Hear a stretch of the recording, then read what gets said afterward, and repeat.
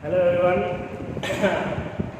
Today we are going to discuss about seventh chapter, that is death of partnership from death of a partner. अब तक हमने थोड़ा introduction कर लिया है और अब आपको पता है कि डेथ में क्या करना होता है। अब रेगुलर सम स्टार्ट होते हैं। डेथ में जो पार्टनर्स के अकेले का अकाउंट बनता है वो हम आज से स्टार्ट करेंगे। क्वेश्चन नंबर 10 मतलब इलस्ट्रेशन नंबर 10 पेज नंबर 7.13 के ऊपर से स्टार्ट हो रहा है। सम नंबर 10 से उसमें बैलेंस शीट आपको दी गई है, जैसे कि रिटायरमेंट का सम था वही टाइप का सम है, लेकिन अकाउंट आपको सिर्फ एक डिसीज पार्टनर, डिसीज मतलब जो भी जिसकी भी डेथ हुई है उसका अकाउंट बनाना है आपको। रिटायरमेंट में आपको डेट जो है वो आपके सिलेबस में कंफर्म 31 मार्च ही दी गई होती है, इसलिए आपको कोई एक्स्ट्रा कैलकुलेशन नहीं करनी पड़ती थी कि आप अगर कोई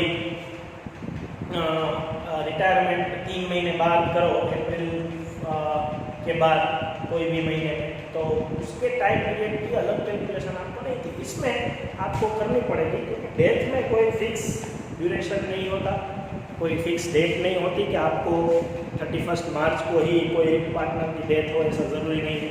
कोई भी डेट दी होगी तो ईयर एंडिंग के बाद वो पार्टनर कितने टाइम तक पार्टनर रहा है, उतने टाइम तक हम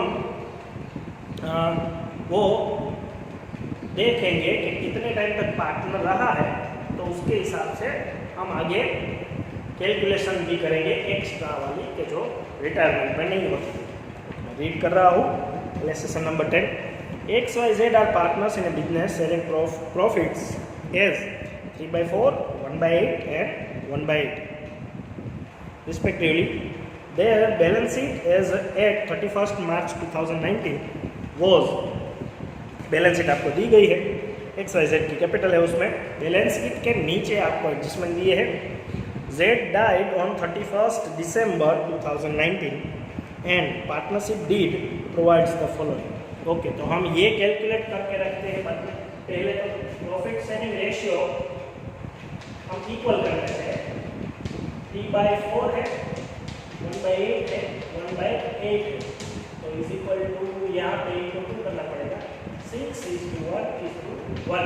ये रेशियो हो गया। और डेथ के बाद जो भी पीरियड है एक्स्ट्रा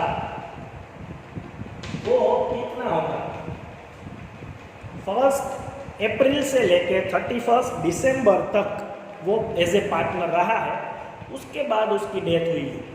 1 अप्रैल से 31 दिसंबर कितने महीने हुए, 9 मंथ्स, तो 9 मंथ्स तक वो पार्टनर रहा है।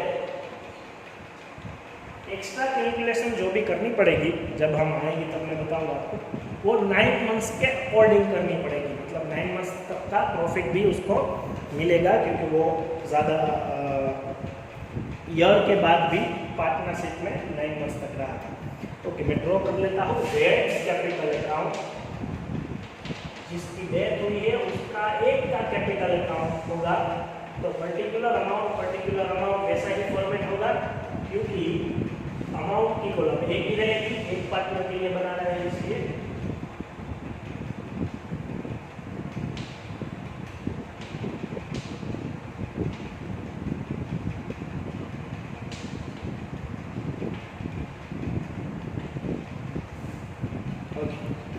तो पहले जैसे हम रिटायरमेंट में सम स्टार्ट करते थे वैसे ही इसमें भी बैलेंस कैरी फॉरवर्ड करनी है। Z की जो भी बैलेंस हो वो कैपिटल अकाउंट क्रेडिट साइड लिखनी है। जैसे हम कैपिटल अकाउंट नॉर्मली बनाते हैं वैसे ही बनाना है।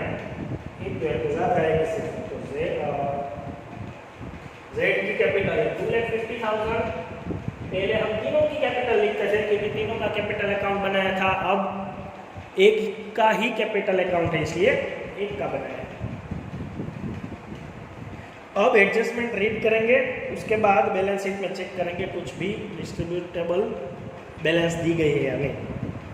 The deceased partner will be entitled to his share of profit up to the date of death calculated on the basis of previous year profit. Okay, last year का जो भी profit है उसके हिसाब से इस ईयर का भी प्रॉफिट उसको मिलेगा, जो कि 9 मंथ्स का प्रॉफिट मिलेगा। ये एंट्री आपको रिटायरमेंट में नहीं आती थी और हमने अभी भी कैलकुलेशन की थी, उसके हिसाब से भी ये 9 मंथ्स का प्रॉफिट उसको एक्स्ट्रा मिलेगा, क्योंकि वो 9 मंथ्स तक पार्टनर है। वो लास्ट ईयर का प्रॉफिट जो भी आएगा, अभी नहीं आया आगे आएगा, उसके हिसाब से प्रॉफिट कैलकुलेट कर लेंगे। He will be entitled to his share of goodwill of the firm calculated on the basis of 3 years purchase of average profit of last 4 years। Last 4 years का एवरेज प्रॉफिट निकाल के into 3 करो तो आपको goodwill मिल जाएगी। Goodwill के according उसको Z को अपना शेयर मिल जाएगा। तो गुडविल पहले काउंट कर लेते हैं। The net profit for the last 4 years ended 31 March were 16 8 lakh 6 lakh 4 lakh और 2 लाख, इन सब का टोटल कितना आएगा? 8 + 6 14 + 4 18 + 2 20 lakhs। 20 lakhs divide by 20 lakhs divide by 4 years purchase है तो 4 5 लाख आ गया। एवरेज प्रॉफिट इंटू 3 करो तो आपको 15 लाख गुडविल मिल गई। 15 लाख में से रिटायरिंग पार्टनर का शेयर फाइंड करना है आपको, तो 18 इंटू 18 जेड का शेयर, जेड गुडविल कितनी आएगी? 15 लाख इंटू 1/8 1,87,500। अब ये जो गुडविल आई उसको हम गेनिंग रेशियो में डिस्ट्रीब्यूट करते थे रिटायरिंग पार्टनर में, रिटायरमेंट में, तो इसमें भी वही करेंगे। गेनिंग रेशियो आपको फाइंड करना नहीं पड़ेगा, क्योंकि कोई भी इंस्ट्रक्शन ना दी गई हो तो न्यू रेशियो वही गेन रेशियो आता है। न्यू रेशियो मतलब जेड को कट कर दो 6:1, वो न्यू रेशियो हो गया, तो 6:1 वही गेन रेशियो है। जैसे एडिशन में सेक्रीफाइस रेशियो ओल्ड रेशियो जितना ही आता था, वैसे न्यू रेशियो गेन रेशियो में जितना ही आता है। अगर कुछ इंस्ट्रक्शन ना दी गई हो तो 187,500 को 6:1 में डिस्ट्रीब्यूट करो तो आएगा 1,60,740 और 26,786। ये दोनों रिटायरिंग पार्टनर में क्रेडिट करते थे हम। तो अब ये उसकी डेथ हो रही है तो डिजीज पार्टनर में क्रेडिट करेंगे by x capital by y capital 1,60,740 26,786। Retiring partner में दोनों अमाउंट क्रेडिट होती थी और गेनिंग पार्टनर डेबिट होते थे। इसमें अधूरी एंट्री करनी पड़ेगी, क्योंकि एक्स और वाई का अकाउंट हमने बनाया ही नहीं है, मतलब डेबिट नहीं होगा कुछ। ओके, आगे का एडजस्टमेंट रीड करते हैं। एडजस्टमेंट तो okay. Third, his drawings up to the date of death was 18,000। Capital account में डेबिट साइड 2 ड्रॉइंग्स लिखते हैं। जैसे कैपिटल अकाउंट बनाते थे रेगुलर, वही अकाउंट है ये, सिर्फ फर्क इतना है कि वो 3 साथ में बनाते थे और ये एक ही बनाते हैं। ओके, अब बैलेंस शीट चेक करनी है, उसमें कुछ ऐसी एंट्री हो कि जो डिस्ट्रीब्यूट करने लायक हो तो हम कर देंगे। तो जनरल रिजर्व है लायबिलिटी साइड, जनरल रिजर्व को डिस्ट्रीब्यूट कर दो बाय जनरल रिजर्व। उसमें जनरल रिजर्व 50,000 है, उसमें से जेड का शेयर मतलब 1/8, तो जनरल रिजर्व होगी 50,000 × 1/8 6250।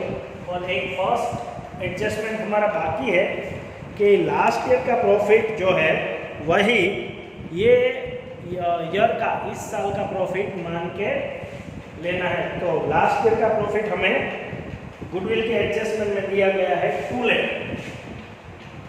यही इस साल का प्रॉफिट है ये मान लिया, लेकिन इस साल तो 9 मंथ्स ही वो पार्टनर रहा, इसलिए 9 मंथ्स डिवाइड बाई 12 और उसमें से ये तो टोटल प्रॉफिट है, उसमें से उसका शेयर फाइंड करना है।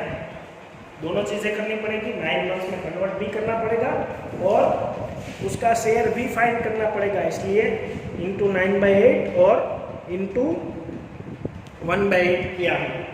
तो 2 लाख में से इंटू 9/12 और 1/8 करो तो आएगा 18,750 और इसको हम बोलेंगे बाय P&L सस्पेंस अकाउंट। कोई भी अमाउंट प्रॉफिट की या फिर कोई इंटरेस्ट ऑन कैपिटल हम मंथ वाइज कैलकुलेट करें तो हमने बीच में से वो प्रॉफिट दिया है, इसीलिए उसको P&L सस्पेंस अकाउंट में से देना पड़ेगा, P&L अकाउंट में से नहीं, क्योंकि P&L अकाउंट अभी बना नहीं होगा, वो लास्ट में ही बनेगा 31 मार्च।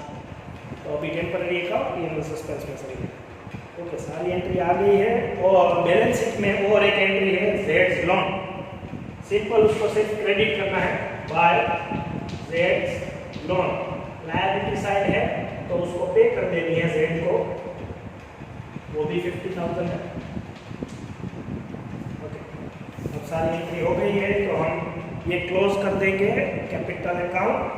कैपिटल अकाउंट का क्रेडिट साइड का टोटल 5,14,750 5,14,750 और उसमें से 2 जेड्स एग्जीक्यूटर अकाउंट। ये बैलेंस जो है कि वो जेड्स एग्जीक्यूटर अकाउंट में ट्रांसफर होगी, इसलिए यहाँ पे लिखा जेड्स एग्जीक्यूटर अकाउंट। और बैलेंस नहीं लिख सकते क्योंकि वो तो बिजनेस पार्टनर है। 4,96,750। यहाँ पे एक छोटा सा जेड्स एग्जीक्यूटर अकाउंट मैं आपको दिखा देता हूँ। जेड्स एग्जीक्यूटर अकाउंट, उसमें credit side by Jades capital, ये जो बैलेंस है वो यहाँ पे ट्रांसफर करनी है और इसको पे कर देना है, क्योंकि ये बैलेंस इसकी पे करने की इंस्ट्रक्शन नहीं मिली है, इसलिए सिर्फ बैलेंस निकाल के रख देना। अगर पे करने की इंस्ट्रक्शन मिली होती तो हम पे भी कर देते, लेकिन अभी सिर्फ बैलेंस निकाल के रख देते हैं। टू बैलेंस हम Z को पे नहीं कर सकते क्योंकि वो डिसीज पार्टनर है, इसलिए हम Z के एग्जीक्यूटर को पे करेंगे। एग्जीक्यूटर मतलब नॉमिनी, उसके रिप्रेजेंटेटिव कौन है उसके अकाउंट में ट्रांसफर करते हैं। ओके, डेथ का सम था।